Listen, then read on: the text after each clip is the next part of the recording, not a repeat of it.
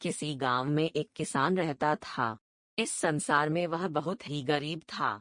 उसके पास जमीन का एक छोटा सा टुकड़ा था जिस पर वह खेती करता था। उसका गुजारा अत्यंत कठिन तरीकों से होता था। एक दिन सूरज की गर्मी चरम सीमा पर थी, परंतु किसान हमेशा की तरह खेत में काम कर रहा था। पसीने से लथपथ किसान बुआई के लिए खेत जोत रहा था। इसी बीच खेत में खुदाई करते समय जमीन से एक बड़ा सा लकड़ी का बक्सा मिला। किसान ने सावधानी से बक्से को निकाला। पहले तो उसके समझ में नहीं आया कि बक्से का क्या करें। आखिर उसने बक्से को खेत के बाहर रख दिया।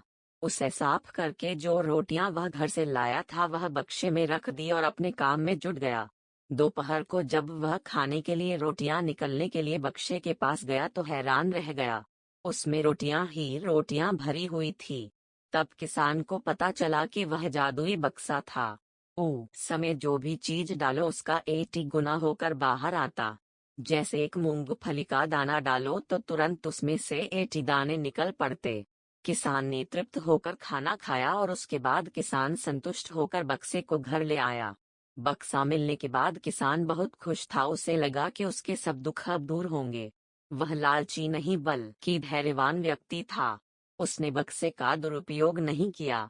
उसे जब भी किसी चीज की जरूरत होती तो बक्से से तुरंत प्राप्त कर लेता। समय गुजरने के साथ साथ उसके बक्से के बारे में गांव के जमींदार को पता लगा। जमींदार बेहद लालची था और उसे लगा कि ऐसी ही जादुई चीज पर तो उसका अधिकार होना चाहिए। उसके आदेश पर जमींदार के लठेत किसान को पकड़कर ले आए।